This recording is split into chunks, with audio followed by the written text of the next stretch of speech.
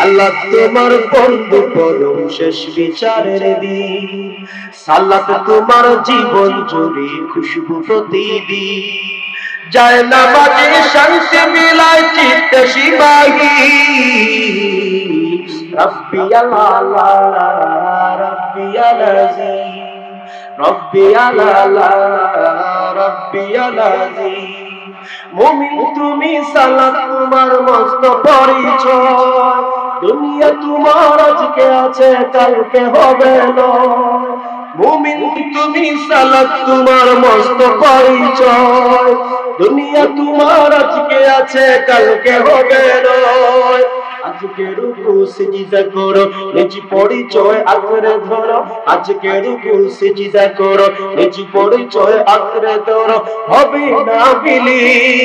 সালাত তোমার অঙ্গি মাখো সঙ্গে রাখো তবেই তো মুমিন।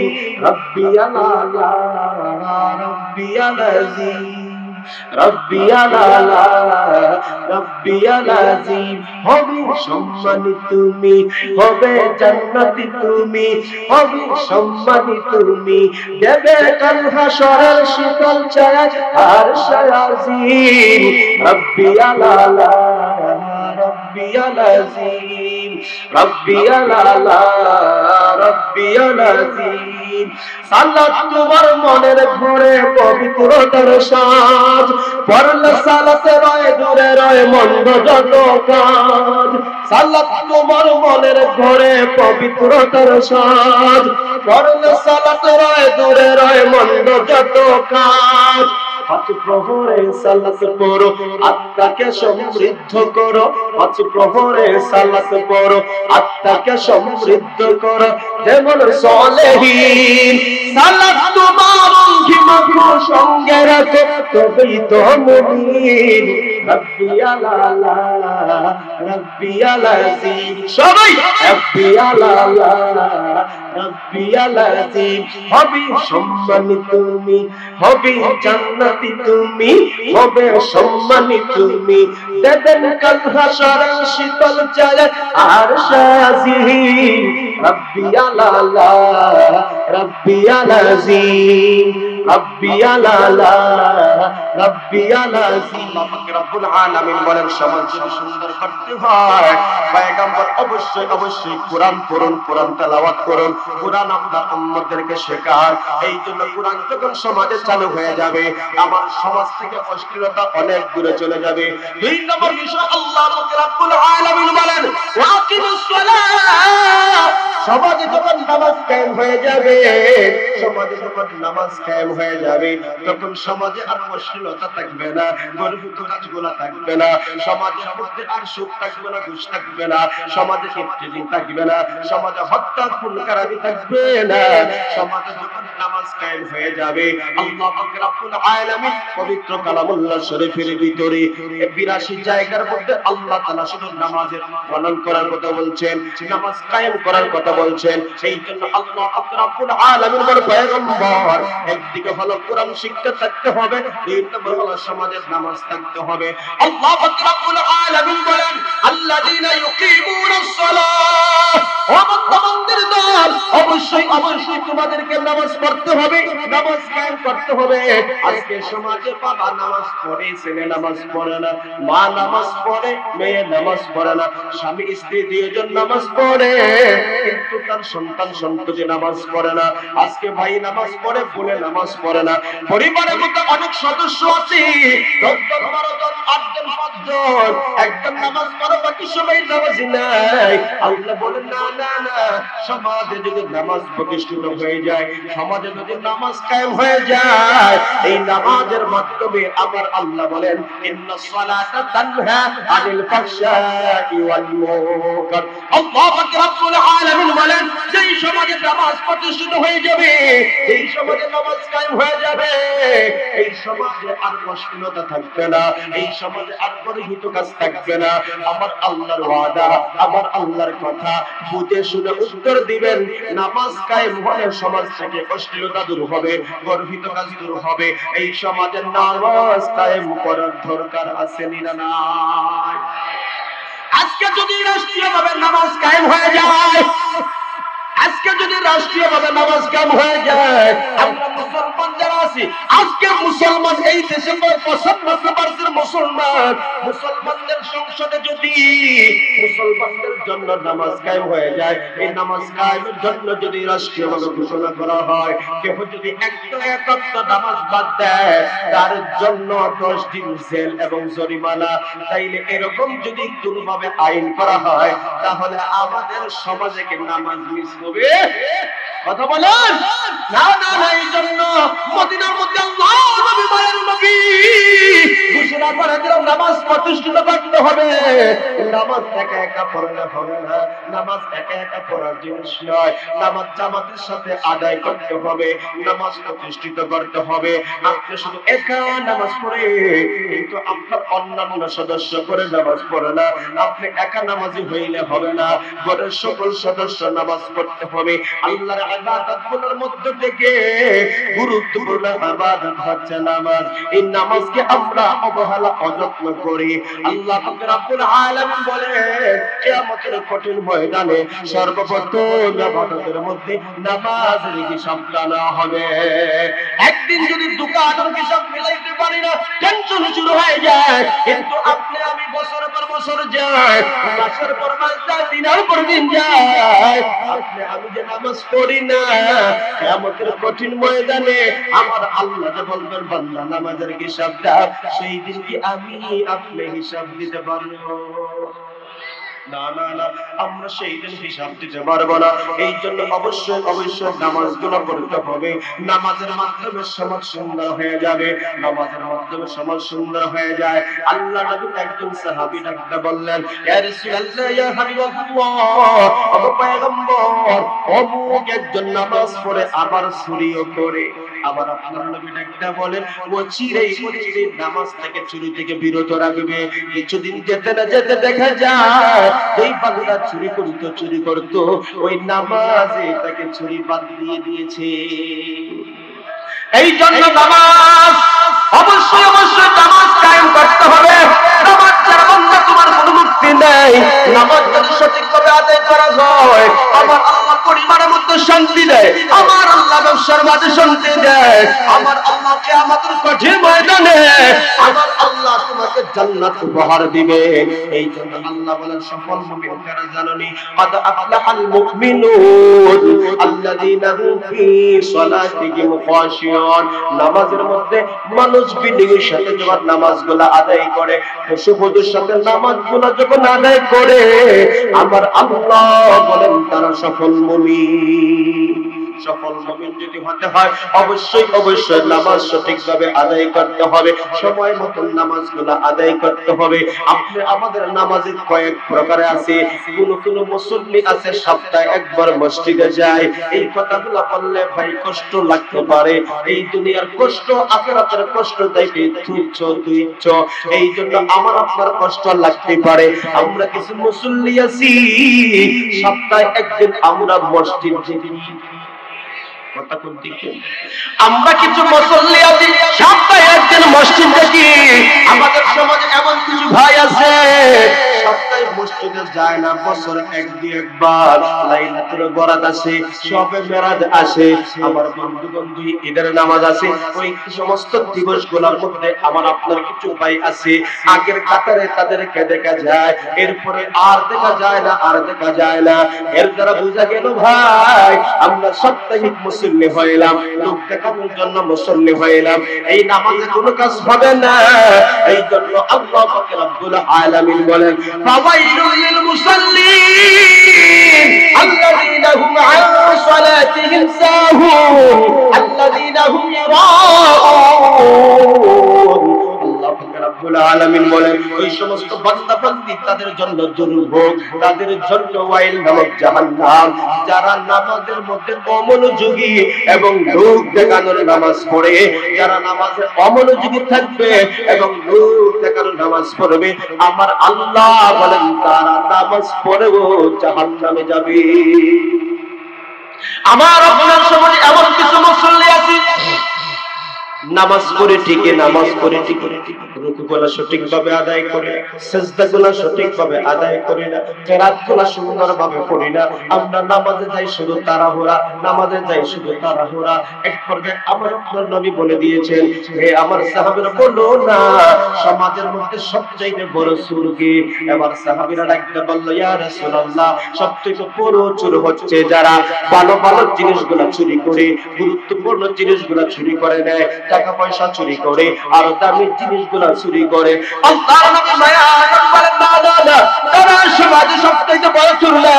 আমার আপনার নবী মায়ের নবী কাকে বলে সবচেয়ে বড় চোর কারা জানেনি?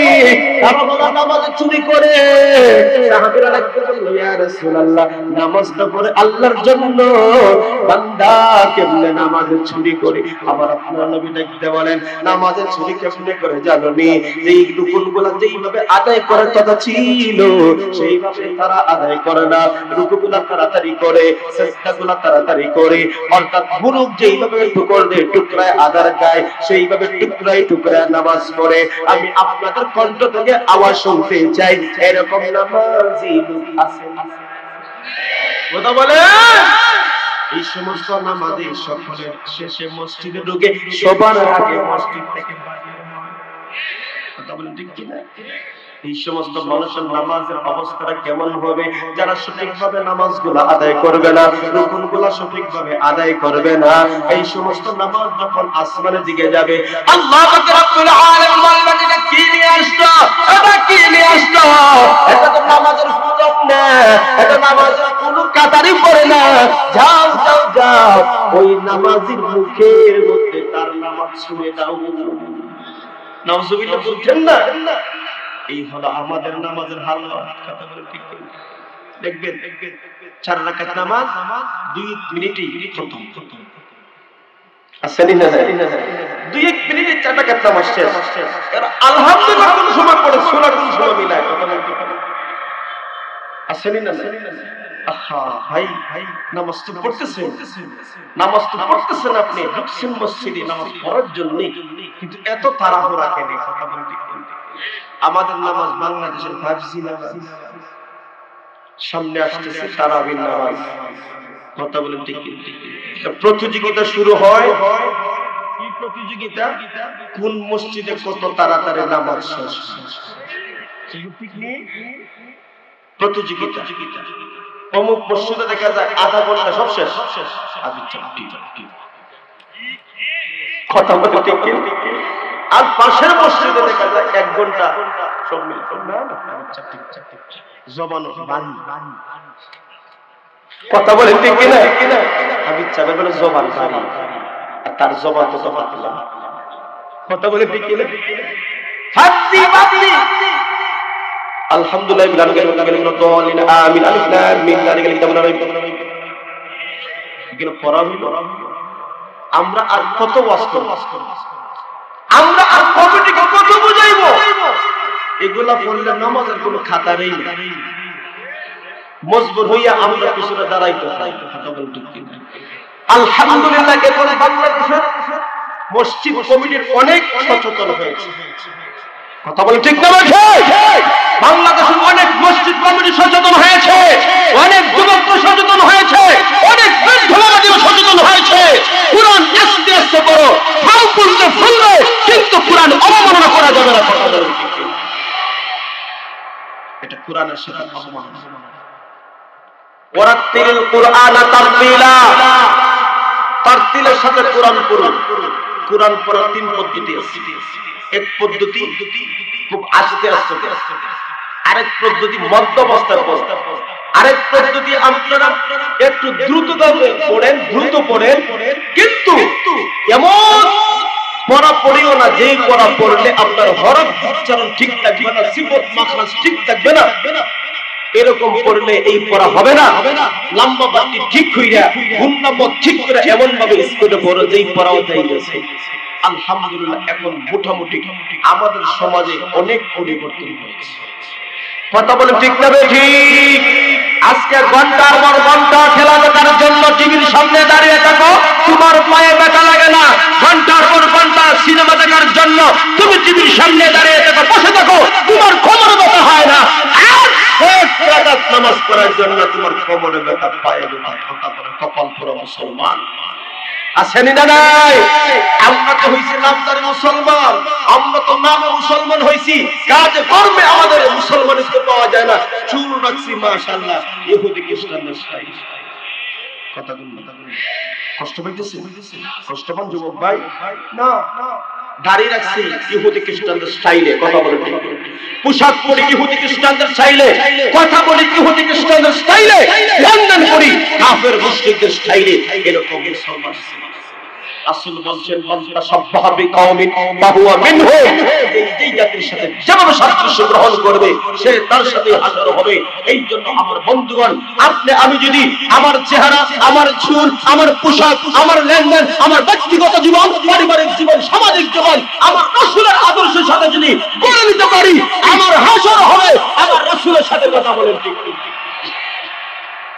আমরা নামদার মুসলমান, নামাজ পড়ে না, রোজা রাখে না, যাকাত দেওয়ার কথা হইলে যাকাত দেয় না। ও যাকাত ইসলামিতে জরিমানা। নাউজুবিল্লাহ বলতে না, আর জোরে বলেন কেমন মুসলমান তুমি, কেমন মুসলমান, নামাজের সাথে নাই পরিচয়, মানো না কুরআন তুমি, কেমন মুসলমান। তুমি রমজান এলে রাখো না রোজা, দিনকে করো আদা, পয়সা করির নেই তো অভাব, দাও না তো যাকাত তুমি, ইমানদারির বড়াই করো নেই তোমার ঈমান। তুমি ইমানদারির বড়াই করো নেই তোমার ঈমান। তুমি কেমন মুসলমান, তুমি কেমন মুসলমান, নামাজের সাথে নাই পরিচয়, মানো না কুরআন তুমি, কেমন মুসলমান। তুমি সুদের টাকায় প্রসাদ করো, ঘুষ চারো না, হিন্দু কিনা খেয়ে মরে খবর রাখো না। তুমি ঘুষ খেয়েও বিচার করো সাদিয়া প্রদান, তুমি কেমন মুসলমান, তুমি কেমন মুসলমান, নামাজের সাথে নাই পরিচয়, মানো না কুরআন তুমি, কেমন মুসলমান। আসেনি না নাই? আজকে আপনি আমাদের বিচার সুদ ঘুষার জমিনে কথা বললেন। দুই গ্রামে দুই বাজার গভীরে ঝগড়া লাগতে পারে, সমস্যা থাকতেই পারে, স্বাভাবিক শালি সমস্যা। তখন বড় মুরব্বী ছাড়া দিয়ে বিচার জমে। কথা বলেন ঠিক কিনা? বড় মুরব্বীর কাছে যখন দাওয়াত দিয়ে গেল, চাচা বাদী যখন দাওয়াত দিল, বাবা একটা ভুলে সমস্যা হয়ে গেছে, আগামী শুক্রবার বিচারের দাওয়াত দিলাম, আপনি থাকবেন যেন। মুরব্বী কে কয় জানেন? বাজার কথা বলে ঠিক কিনা? বাতিজা ভাজি দিয়েছে রে সাসার গেস্টিকের কেমন কথা বলে ঠিক না বেরি? মোটকিরা যখন ৫,০০০ দিলা করে এই বাতিজা বিচার কোন দিন বেটা? কথা বলে ঠিক না বেটা? এই হচ্ছে আমাদের বিচারের অবস্থা। আজকে গ্রাম্য বিচার থেকে শুরু করে হাইকোর্ট, জজ কোর্ট, প্রত্যেকটা জায়গায় কথা বলে ঠিক কিনা?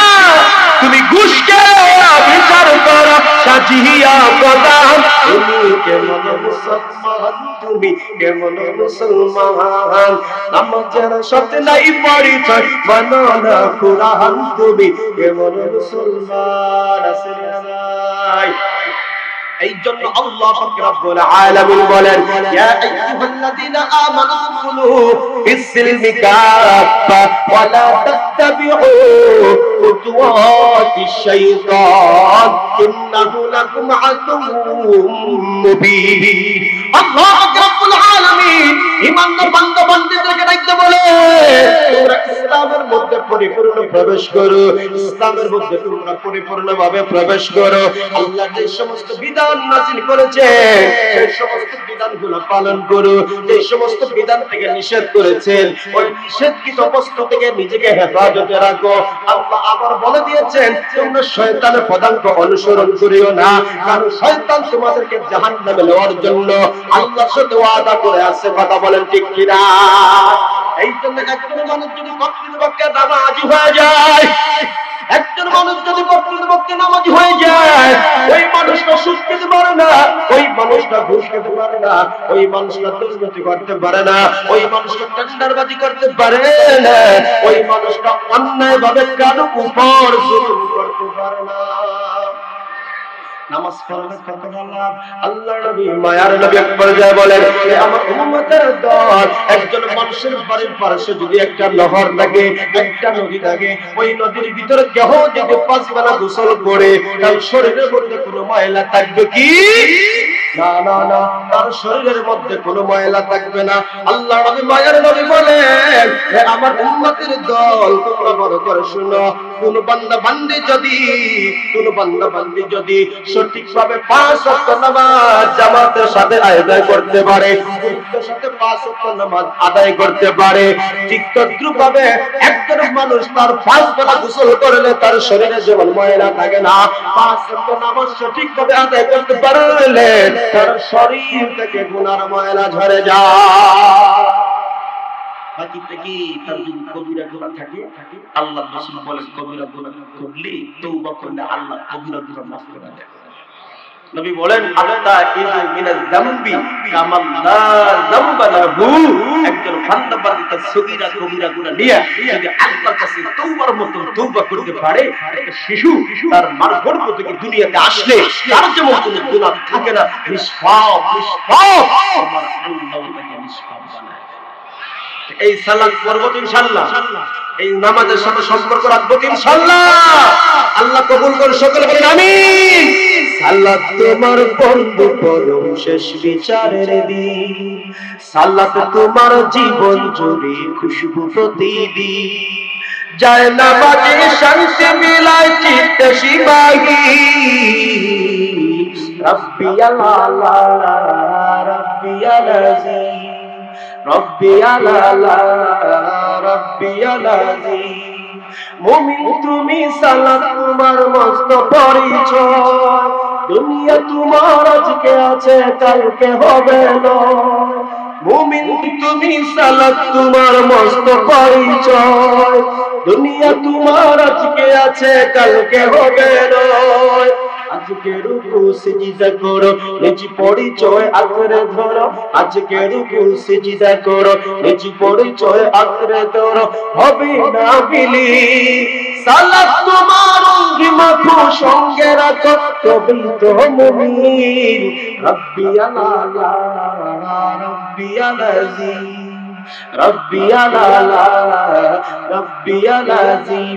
হবে সম্মানী তুমি, হবে জান্নাতি তুমি, হবে সম্মানী তুমি, দেবে কাল হাসরের শীতল ছায়া আর শায়াজিম।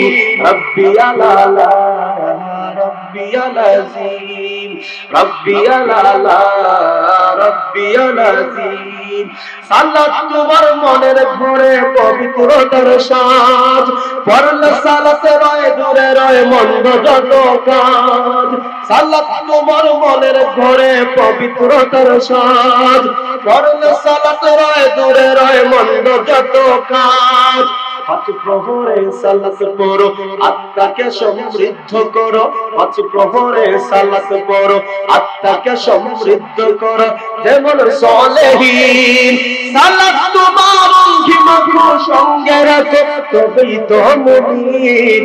রব্বি আল্লাহ রব্বি আলাজিম, সবাই রব্বি আল্লাহ রব্বি আলাজিম। হবে সম্মানী তুমি, হবে জান্নাতি তুমি, হবে সম্মানী তুমি, দেবেন কাল হাসরের শীতল ছায়া আর শায়াজিম। রব্বি আল্লাহ রব্বি আলাজিম, রব্বি আল্লাহ রব্বি আলাজিম। আল্লাহু আকবার। এই নামাজ আমাকে সম্মানিত করে দিবে, কথা বলেন ঠিক কিনা?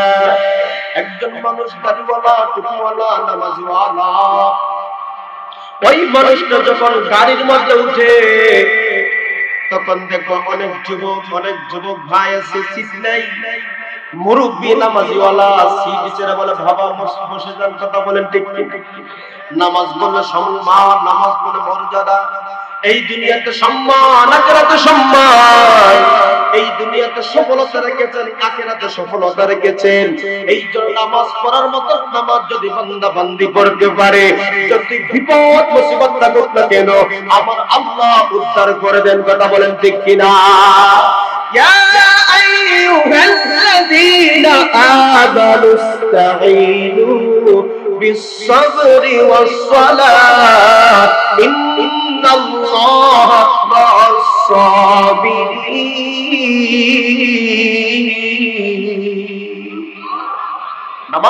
নামাজের মতন পড়লে, নামাজের মতন পড়লে বিপদ মুসিবত যত থাকুক না কেন, সবর এবং নামাজের মাধ্যমে হাত যদি আল্লাহর কাছে চাই, অবশ্যই আল্লাহ বিপদ উদ্ধার করবে। কি করবে না? নবীজির একজন সাহাবীর ঘটনা বললেই বুঝতে পারবেন নামাজ মানুষকে কত বিপদ থেকে উদ্ধার করে। সিরাতে মুস্তাফা নামে এক কিতাব আছে, ওই কিতাবের মধ্যে উল্লেখ করেছেন ঘটনা। নবীজির একজন সাহাবী ছিলেন যায়েদ ইবনে হারিসা রাদিয়াল্লাহু তাআলা আনহু, ব্যবসার উদ্দেশ্যে উনি গিয়েছেন সিরিয়া। আমরা সিরিয়ার মানুষ ব্যবসার জন্য অনেক সময় ঢাকাতে যায়, চিটাগাঙ্গে যায়। কথা বলেন ঠিক?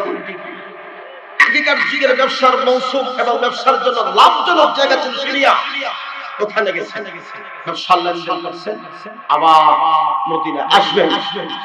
এখন তো ব্যবসা করতে যাই অনেক বড় বড় ইন্ডাস্ট্রি আছে, বড় বড় বিভিন্ন জিনিস আছে, এগুলা দিয়ে আমরা নিয়ে আসি।